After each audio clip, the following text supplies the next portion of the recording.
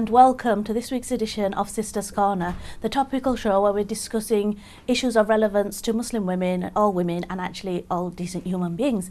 With me today we have two wonderful guests, Khadija and Zara. Welcome and Assalamu alaikum. And you are? My name is Khadija and I'm a student at the University of Bradford. My name is Zara and I'm a student at the University of Bradford as well. Fantastic. What are you both studying? Pharmacy, third year. Yeah, we're both likewise studying pharmacy in third year. Okay, so there's a bit more to you than just your hijab, would you say? Yeah, definitely. Yeah, that's fair. Definitely, yeah. So thank you so much, both of you, for taking time out of your busy schedule to come and speak to us. Yeah, I'm so excited to have a good chat with you, and that's what we'll be doing.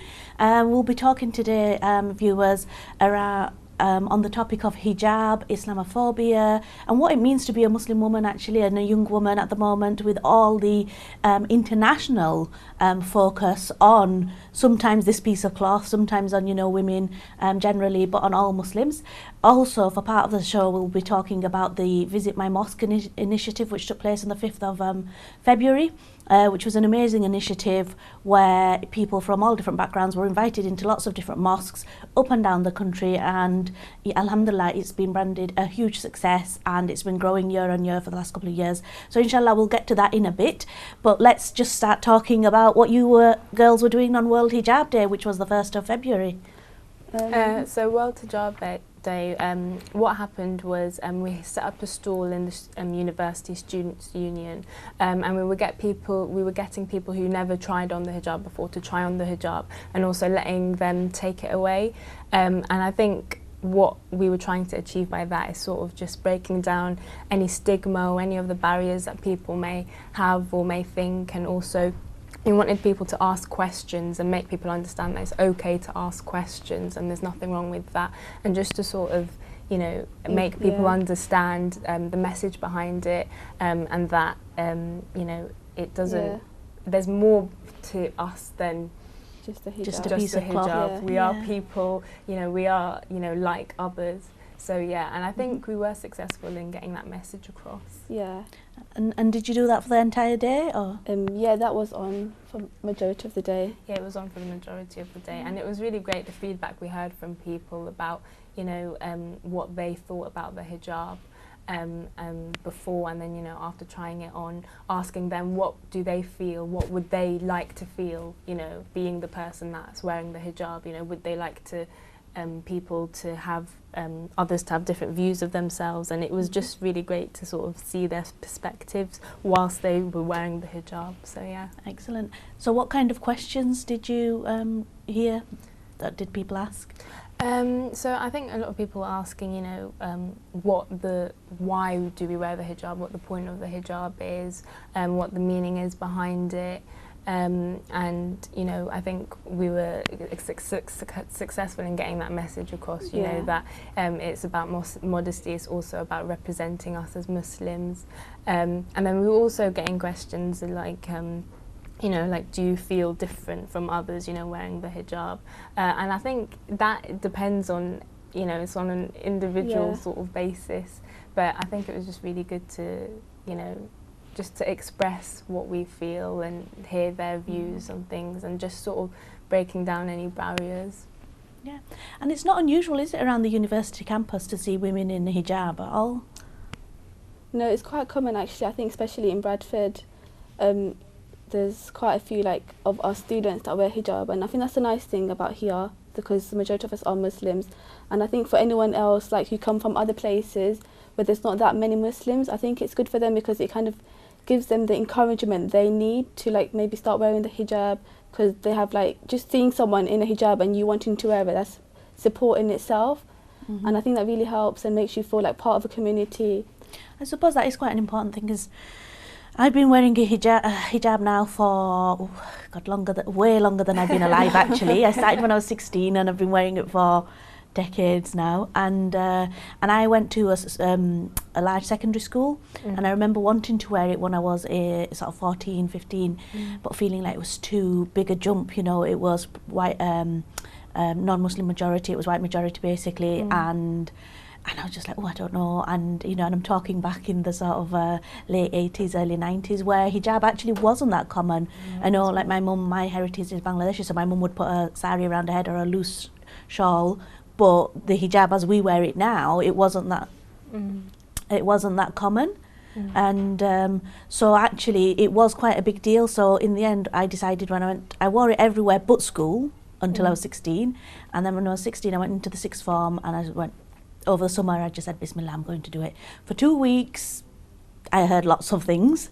After that, alhamdulillah, it's been fine. And it was fine at school, so it was okay just to carry on. But without a doubt, I was the minority. In a 1,200 pupil school, I was the only one. There was another girl for a bit, and then she stopped, and it was just me. So it was quite a challenge. So it is nice, and it ultimately is an expression of your own identity, of your faith, and lots of people come back to it. So we're going to come back and talk a bit more in detail about what it means to us, why we do it, and why a piece of cloth is so controversial, because it jolly well is, isn't it? So inshallah, we're just going to go and watch a clip of your World Hijab Day activities, and we'll see you on the other side.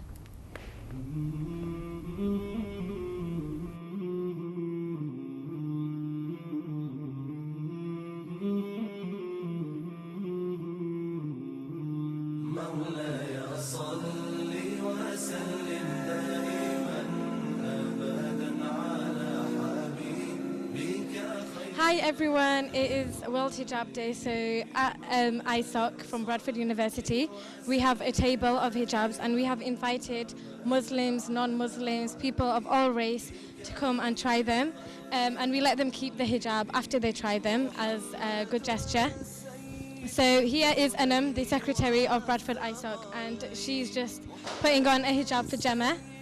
So Gemma, what do you think of the hijab? Keeps my head warm. I like the hijabs. I like seeing the different colours and the patterns that are on them. They interest me quite a lot. Okay, and how did you feel when Anam put the hijab on you for the first time? I've actually worn a hijab before, but it was looser than this one, but it feels all right. Yeah. If you were to go around campus, how do you think you would be perceived by both Muslims and non-Muslims? Hopefully I won't be perceived funny at all, because I'm just a person and I don't perceive others depending what they wear. So hopefully I'd have that experience, but I don't know if I would get that or not. So as some of you may be aware, there are a lot of issues with the hijab. For me personally, I only started wearing it a few months ago. People have been racially discriminated and abused, and it's very difficult for people, especially in non-Muslim areas, to wear them as they fear being attacked on a day-to-day basis. So there are a lot of issues with hijab. People perceive it to be oppressed. Do you feel oppressed right now? Personally, no, but I know there's a stigma around people who wear hijabs, and I've witnessed it personally towards some of my friends, which is something that needs to change.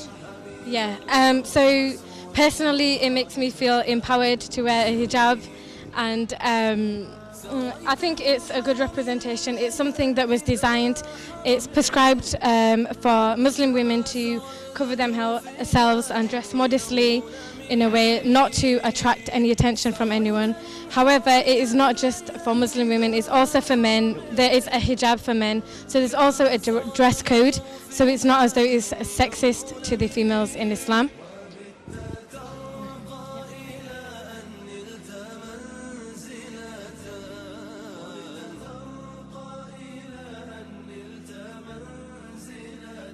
What was that? My mum's going to be happy because I come home with a hijab on. So what made you want to try to wear the hijab? Like, what made you want to wear it? I've been wanting to wear it for a bit, but I'm too lazy. So I came here today and it says World Hijab Day, so I thought, why not? Oh, that's brilliant. Okay, so Anna, we'll just put it on for you. We've decided to do this World Hijab Day open in the middle of our university because we wanted to welcome people, raise awareness on what the hijab actually means, and to fight the stereotypes and the negative criticism that is always being thrown at us. I personally started wearing hijab just a few months ago, and it's made me feel more empowered than I have ever felt before. So I feel empowered and I feel stronger, and I don't think anybody else should be there to tell me otherwise. How do you feel, Nabila, now that you've got a hijab on? First, I feel very warm and it feels nice. What makes you feel nice about it? I look nicer with the hijab on than I do off. And I don't know, it's just a nice thing. Why not wear it every day? Yep. Do you think that's something to do with the modesty concept that the hijab brings? Yes, it is. Okay, that's great. You can feel free to keep that, and inshallah, remember us in your du'as when you do pray. Thank you. Thank you. Thank you everyone for watching IQRA TV. Assalamu alaikum. Welcome back. What a wonderful clip that we've just watched from the university. It really did look like you had fun. So thank you again for sharing that with us, because unfortunately I couldn't get there to see myself. And are you planning on doing that again? We're not too sure at the moment. I think it's probably next year we're going to have another one of those, because we did have, it was, as we said, it was really successful and we got lots of positive outcomes, like talked to loads of different people. So definitely do it again in the near future. Was the university supportive of you doing this? Yeah, definitely. They the societies all get together on Wednesdays and we just all help out, and they were fine with it. Okay, Yeah. excellent. So I just wanted to pick up on a couple of questions and bits and bobs that I heard in the clip there. One of which is, and it's something that I've spent quite a bit of time thinking about, is this, the hijab, an oppressive piece of cloth, if a cloth can be oppressive, or is it liberation? What is it to either of you personally? I think oppression is something that you're forced to do, something you don't want to do. So if you're wearing it out of your own free will, that's not oppression, rather a liberation, because you're doing what you want to do. You're wearing it to represent yourself, makes you feel more comfortable. You're doing it for yourself, so that can't be oppression. That has to be liberation. But I think if you're being forced to wear it, or then that might fall under oppression. Or if you're just wearing it and you don't want to wear it, say you're forcing yourself to wear it and you feel really bad, then maybe that can be oppression, because you yourself are oppressing yourself if you just, I think it is a common misconception that the hijab is, all about oppression. I think in the majority of cases, it is us that decide to wear it. I mean, if you ask about, people's individual stories, they'll say, you get people who started wearing it at the age of 12, or you get people who started wearing it at the age of 16, 20, and so on. So I think we've all had our different personal experiences, with wearing the hijab. And I think it is a common misconception that, it's all to do with oppression. And I think, one of the aims of World Hijab Day is to sort of, get the message across that, no, it's not to do with oppression, and, there's other aspects to it. So for me, definitely, when as I was saying just before we went to watch the film, when I was 14, 15, as a young teenager, growing up here, I was thinking, where do I fit into the world? What am I interested in? What am I not interested in?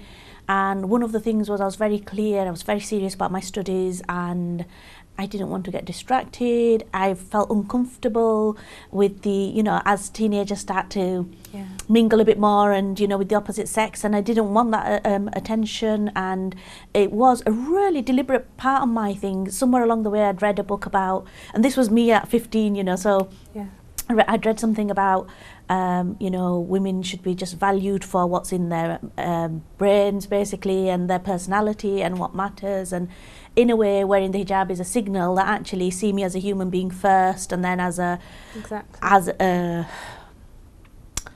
an attractive woman or whatever it is, secondly. Obviously that's part of you as well, and different people express themselves in different ways, so this is not a judgment on anyone who wears a hijab or doesn't wear a hijab, and that's really important. I get that across, because although some people wearing a hijab may be really spiritually close to God, there'll be many other people who don't wear a hijab or just as, if not more so. Exactly. I'm quite clear about that. But for me at the time, I remember it was very much clearly, I'm not interested in that, and it was a signal. And for me, it was an empowering decision. It was definitely, I was doing I have 3 other sisters. I was the only one who wore it before marriage and stuff. It was something I wanted to do. There was no pressure from my dad. There was no pressure from my brother. You know, none from my mum. Obviously, modesty was something we grew up with. You'll dress a certain way and etc. But there was no pressure that we had to wear the hijab or a jilbab a certain way or anything like that. We came to it, you know, in our own time, in our own ways, which, you know, alhamdulillah, means it's therefore stayed with me as opposed to something that's imposed. Which is why I personally find it quite frustrating when people say it is oppressive and you must be oppressed because you are wearing it. Now, to be fair, what you just picked up on there are some households and there are some families where it is imposed, you know, and I think over time that's fewer and fewer.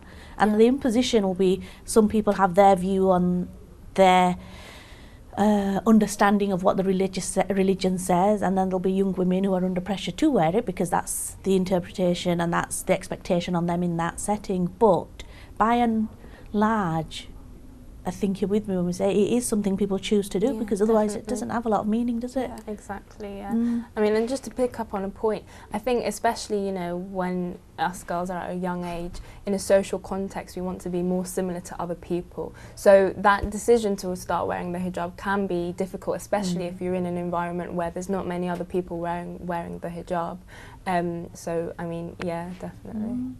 And actually, you know, there was something else there as well about whether or not people feel different when you wear it. Yeah, exactly. And alhamdulillah, I think for the most part, I don't feel it. And recently, I felt it more, I must say, over the last couple of years. There's been a resurgence, it feels like, or a growth in sort of Islamophobia. A lot of attention on the hijab, a lot of it, I don't know whether to say good intentions to liberate Muslim women, the power oppressed Muslim women, something. There's a narrative that's developed over the last couple of years, which is, I just want to go about my daily business. I want to be a productive member of society, go and do my bit. I don't think my hijab stops me doing that, so therefore it kind of bemuses me a little bit when I think about the amount of column inches in terms of in the print media, in terms of the, you know, airtime on the hijab, which is, it is quite fascinating, really. The other thing that I don't know if you guys picked up on this, the argument about the burkini. Yeah. Oh yeah. Well, where do we start with that? Where do we start with it? Yeah, so I mean, I must say we were discussing this again at work quite a bit with colleagues, and I said, look, if women can wear whatever, as little as they want, and that's a human right, and that's a gender equality sort of right, if you like, then why can't women wear as much as they want? Exactly. You know, surely that's just fair. And should we spend so much time talking about it? And like I said, I'm not, you know, aware with the fairies or anything. I appreciate there will be some women, and I actually know some. I have a friend who's under a lot of pressure from her family, particularly the men folk, to wear a niqab, and she doesn't want to. And it's, you know, we're not going to go into the farz or the wajib or whatever of wearing it or not wearing it. You know, that's for people to discover themselves and obviously enact. But when we've spoken, we're quite clear about is ultimately it's got to be something you want to do. Otherwise, it's kind of not got much meaning in terms of relationship with, you know, God and yourself. And you won't be as committed to, you know, wearing it. Well, it might have a reverse effect as well, because then you start resenting it, and then does that not weaken your, you know, relationship with, you know, God, because and your religion as well and your faith? So it is quite challenging as well. I mean, I did challenge her back, because what I was saying to her was, well, if everyone in your area is so religious, then it doesn't matter what women wear, because men will never look at you anyway.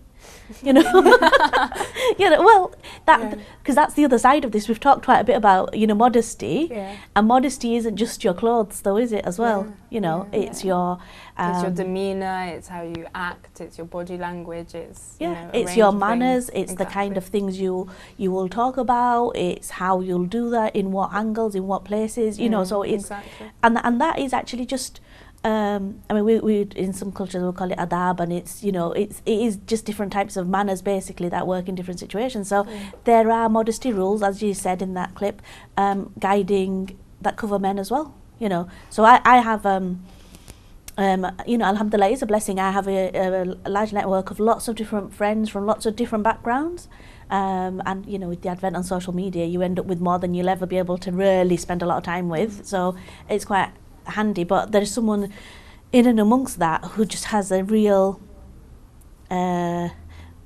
bee in her bonnet about women and hijab. It's really quite funny. I think sometimes she's a little bit merry when she's writing, and maybe she shouldn't sometimes.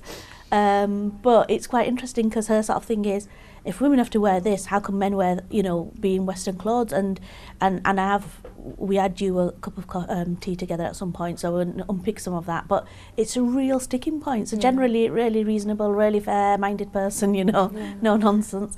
But when this stuff comes up, it's just like, nonsense, that's ridiculous, that's a terrible thing, it can't be this, it can't be that. I mean, as you said, modesty is not just about wearing the hijab, it's, your demeanour, how you act. So, men can exhibit modesty as well, it's just in different ways. And, there are different sort of rules for men. It's not a sexist thing, for that women have to wear the hijab and, men don't have that obligation. I think that's another common misconception. So we heard a quick little bit about stereotypes. What do you think are the stereotypes that go with a woman in a hijab? Oppressed, sad maybe, forced into it. Yeah, not very educated, illiterate sometimes. Possibly illiterate, not very educated. Could be worse associations with, all the media attention on Islam. Jihadi Jane type stuff. Possibly, yes.